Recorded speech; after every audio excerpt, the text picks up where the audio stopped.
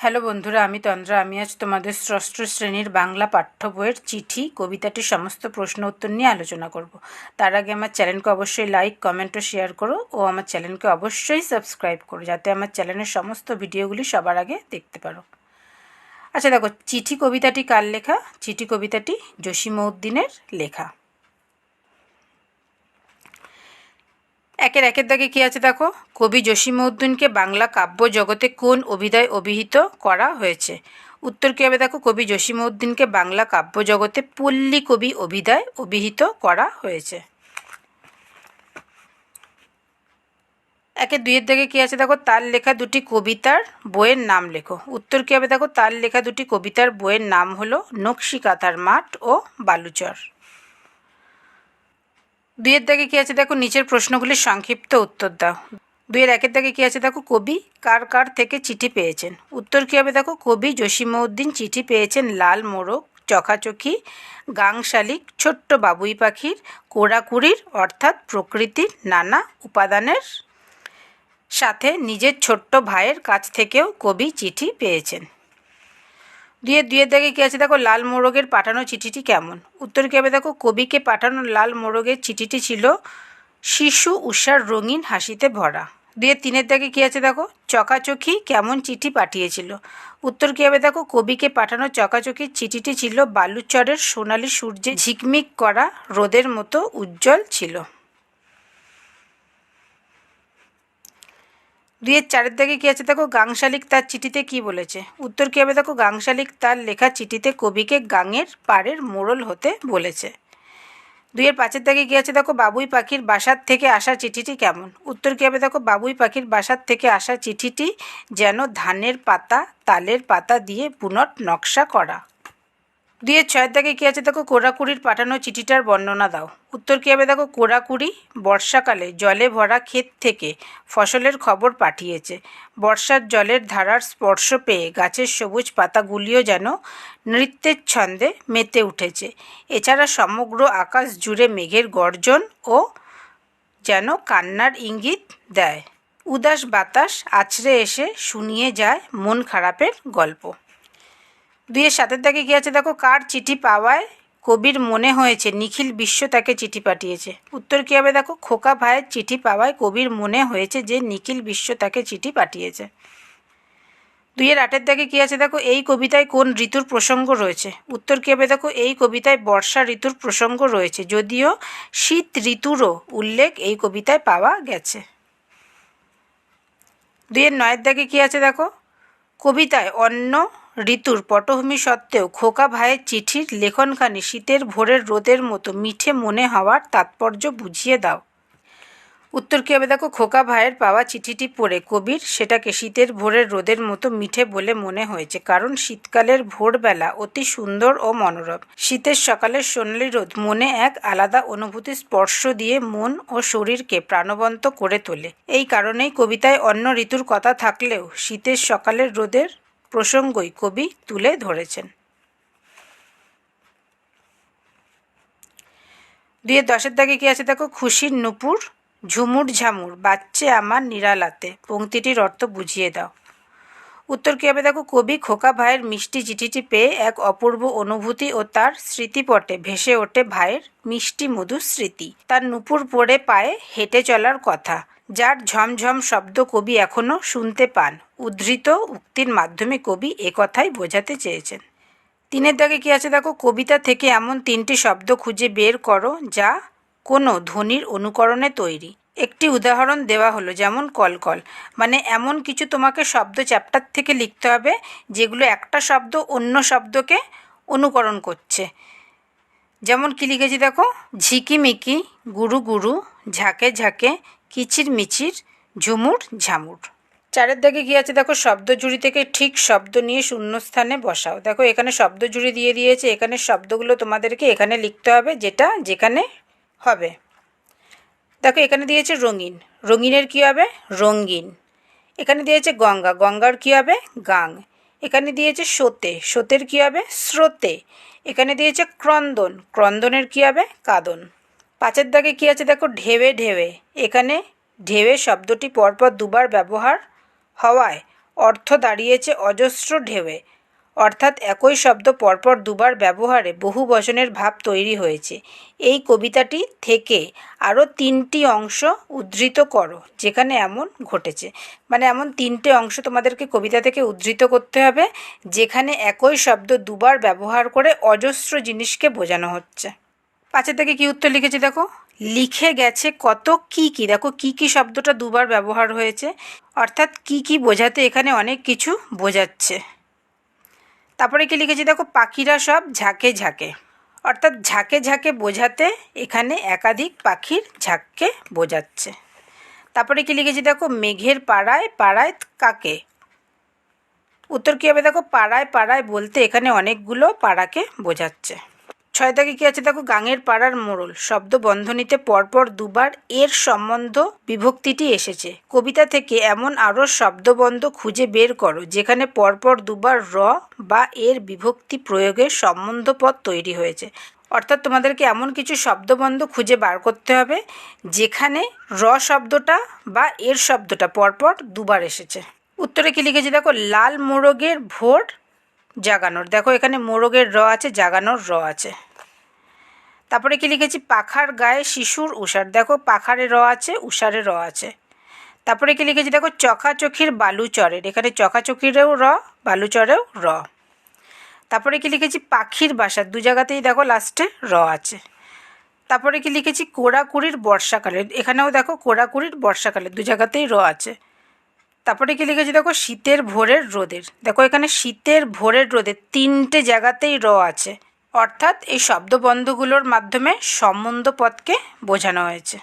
7 দাগে কী আছে দেখো, কর্তা কর্ম ক্রিয়া পদক্রম অনুসারে নিচের বাক্যগুলিকে আবার লেখো। অর্থাৎ এখানে যে সেন্টেন্সগুলো দিয়েছে তোমাদেরকে এগুলোকে সাজিয়ে লিখতে হবে। প্রথমে কর্তা, তারপরে কর্ম, তারপরে ক্রিয়া, এই অনুসারে।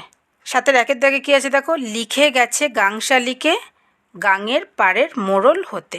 এটাকে সাজিয়ে লিখলে কী হবে, কর্তা কর্ম ক্রিয়া হিসাবে।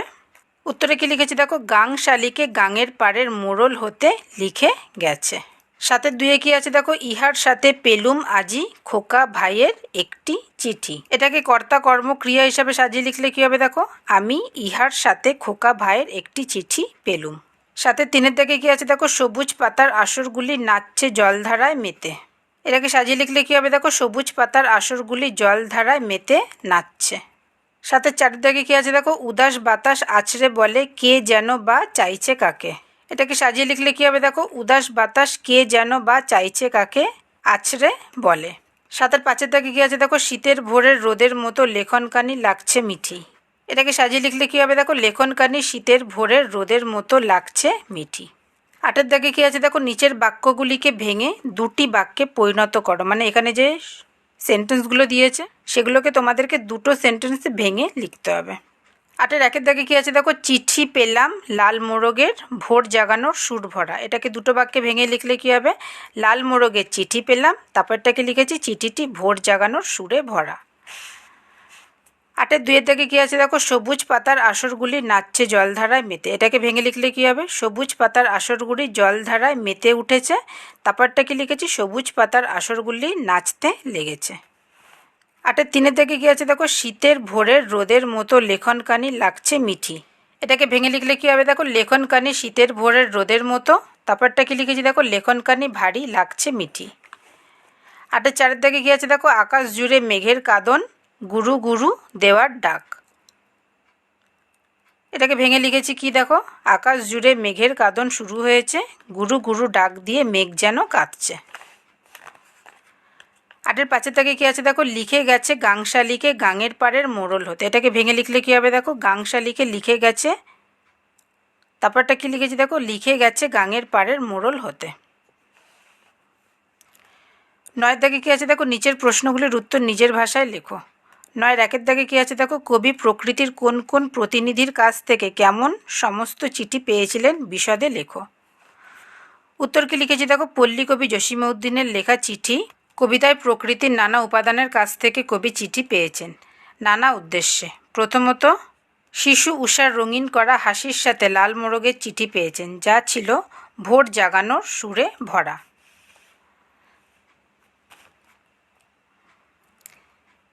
দ্বিতীয়ত, নদীর বালুচরের ওপর ঝিকমিক করা সোনালি সূর্যের রোদের মতো উজ্জ্বল চকাচকির চিঠি, যা ছিল সম্পূর্ণরূপে বর্ষাস্নাত।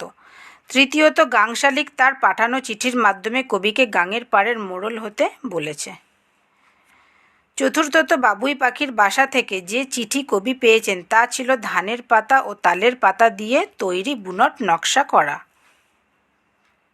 পঞ্চমত, কোড়াকুড়ি জলে ভরা বর্ষাস্নাত ক্ষেত থেকে ফসলের খবর পাঠিয়েছে, যা বর্ষার জলের স্পর্শ পেয়ে নিচে উঠেছিল। 9-2 দাগে কী আছে দেখো, খোকা ভাইয়ের চিঠিটির প্রসঙ্গে কবি যে সমস্ত উপমা ও তুলনাবাচক শব্দ ব্যবহার করেছেন তাদের ব্যবহারের সার্থকতা বুঝিয়ে দাও। উত্তর কী হবে দেখো, পল্লীকবি জসীমউদ্দিনের লেখা চিঠি কবিতায় কবি খোকা ভাইয়ের লেখা চিঠির প্রসঙ্গে যে উপমাগুলি ব্যবহার করেছেন সেগুলি হলো, প্রথমত, খোকা ভাইয়ের চিঠিটি ছিল শীতকালের ভোরে স্নিগ্ধতায় ভরা মিষ্টি মধুর রোদের মতো, যা শীতের জীর্ণতাকে দূর করে উষ্ণতায় ভরিয়ে দেয়। দ্বিতীয়ত, খোকা ভাইয়ের লেখা রঙিন চিঠিটি খোকা ভাইয়ের পায়ের ঝুমুর ঝামুর শব্দের উপমার মতো কবির মনে হয়েছে। কবির মনে যেমন ঝুমুরের শব্দ খোকা ভাইয়ের সুমধুর স্মৃতি জেগে ওঠে, তেমনি খোকা ভাইয়ের চিঠি কবির মনকে খুশিতে ভরিয়ে দেয়। এই কবিতায় পাথার সাথে নীল আকাশকে তুলনা করা হয়েছে। এখানে তুলনাবাচক শব্দটি হলো মতো। এই শব্দটি শীতের ভোরের রোদ উপমাটিকে সার্থকতা দান করেছে। ভিডিওটি ভালো লাগলে অবশ্যই আমার চ্যানেলকে লাইক, কমেন্ট ও শেয়ার করো ও আমার চ্যানেলকে অবশ্যই সাবস্ক্রাইব করো, যাতে আমার চ্যানেলের সমস্ত ভিডিওগুলি সবার আগে পেতে পারো। 9-3 দাগে কী আছে দেখো, তোমার প্রিয় বন্ধুকে তোমার জীবনের সবচেয়ে আনন্দের ঘটনাটি জানিয়ে একটি চিঠি লেখো। আচ্ছা দেখো, বন্ধুকে, বাবাকে, মাকে, পরিবারের কাউকে বা আত্মীয় স্বজনকে যদি কোনো চিঠি লিখতে হয়, সেগুলো লেখার নিয়ম আছে। তোমাদের চিঠি লেখার আগে তোমাদের সেই ফরম্যাট, চিঠি লেখার ফরম্যাট অবশ্যই জানতে হবে। যেহেতু এটা বন্ধুকে চিঠি লিখছি, তাই ওপরে বক্স করবে, ডান দিকের ওপরে কর্নারে আগে তোমাদের নিজের অ্যাড্রেস লিখবে, অর্থাৎ যে চিঠিটা লিখছে তার অ্যাড্রেস। আমি কি লিখেছি দেখো, যেহেতু আমার নাম তন্দ্রা, তাই আমি লিখেছি তন্দ্রা বিশ্বাস। আমার বাবার নাম প্রযত্নে। প্রযত্নে কেন দেওয়া হয়, মানে যে চিঠি লিখছে সে বর্তমানে কার কাছে রয়েছে সেই হিসাবে প্রযত্নে দিতে হয়। আমি যেহেতু বাবার কাছে থাকি, তাই কি লিখেছি, প্রযত্নে লিখে তপন বিশ্বাস। তারপরে আমাদের এখানের অ্যাড্রেস লিখেছি 25/3 AB রোড, জায়গার নাম লিখবে নৈহাটি, আর তোমাদের যে ডিস্ট্রিক্ট, জেলা, সেটার নাম লিখে দেবে উত্তর 24 পরগনা। কেউ আবার এখানে পিন নাম্বারও দেয়, চাইলে দিতে পারো। তারপরে দেখো, যাকে চিঠি লিখছো তার নামটা হবে লিখে একটা কমা। যেহেতু বন্ধুকে চিঠি, তাই বন্ধুর নামটা লিখতে হবে। আমি কি লিখেছি, প্রিয় পয়মন্তী, লিখে এখানে কমা দিতে হবে। তারপরে চিঠিটা লেখা শুরু করবে, এখানে বন্ধুর নাম শেষ হচ্ছে তার ঠিক নিচ থেকে। কী হবে দেখো, আশা করি তোরা সকলে ভালো আছিস। অনেক দিন পর আজ তোকে চিঠি লিখছি। কিছুদিন আগে আমার জীবনে একটা খুব আনন্দের ঘটনা ঘটেছে, যা আমি আজ তোর সাথে ভাগ করে নিতে চাই। খবরটা হলো আমার বাবাকে নিয়ে। তুই তো জানিস আমার মন বাবার জন্য কেমন করে। বাবা যখন সপ্তাহে 2 দিন যদি বাড়ি আসতে না পারে, কারণ বাবার 2 দিনই ছুটি থাকে। কিন্তু আমার বাবার পোস্টিং এবারে কলকাতাতেই হচ্ছে, তাই তিনি বাড়ি থেকেই যাতায়াত করতে পারবে। খবরটা শুনে আমি আনন্দে মেতে উঠেছিলাম। তাই তুই একদিন আসিস শনিবার দেখে আমাদের বাড়ি, যাতে আমরা সকলে মিলে একদিন বাইরে ঘুরতে যেতে পারি। তোর আসার অপেক্ষায় থাকব। আমার ভালোবাসা নিস ও তোর বাবা মাকে আমার প্রণাম জানাস। এটা হচ্ছে চিঠির বডি। লেখার পরে 1 লাইন ছেড়ে এখানে ইতি লিখবে, লিখে যে লিখছে তার নাম আর সে যাকে লিখছে তাদের রিলেশনটা কি সেটা এখানে লিখতে হবে। মানে যেহেতু আমার প্রিয় বন্ধু, তাই আমি কি লিখেছি, তোর বন্ধু, লিখে নিজের নাম লিখেছি তন্দ্রা। শুধু এখানে কিন্তু নাম লিখবে, টাইটেল হবে না। আর তারপরে এই ডাক টিকিট, এটা অনেকেই বুঝতে পারে না, এখানটা কিন্তু ভালো করে বুঝতে হবে। দেখো, একটা বক্স করবে, যেখানে আসলে ইতি লিখে তোমাদের নাম যেখানে লেখা শেষ হবে তার ঠিক নিচের লাইন থেকে একটা বক্স করে এটা সুন্দর করে লিখবে। এই ফরম্যাটের উপরে কিন্তু পরীক্ষায় আলাদা নাম্বার থাকে। তাই তোমরা যদি চিঠিটা সম্পূর্ণ ভালো করে লেখো তো ফুল মার্কস পাবে, কিন্তু যদি ধরো সময়ের জন্য বডিটা পুরো কমপ্লিট করতে না পারলে, বাট ফরম্যাটটা কমপ্লিট করলে, তার জন্য কিন্তু আলাদা নাম্বার থাকে। তাই দেখো বক্স করে এখানে ওপরে ছোট্ট করে আর একটা বক্স করে ওপরে লিখতে হবে ডাক টিকিট। অবশ্যই এই ডাক টিকিটটা লিখতে হবে। লেখার পরে তোমরা তারিখ দেবে। আমি যেহেতু আজকে 2 তারিখ লিখছি তাই 2 তারিখ দিয়েছি।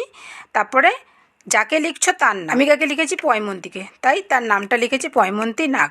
প্রযত্নে, যেহেতু পয়মন্তী ওর বাবার কাছে থাকে তাই ওর বাবার নামকে লিখেছি প্রযত্নে প্রশান্ত নাগ। তারপরে অ্যাড্রেস দিয়েছি 230/1 পলতানগর, পলতা। তারপরে ডিস্ট্রিক্টের নামটা লিখেছি উত্তর 24 পরগনা। Thank you.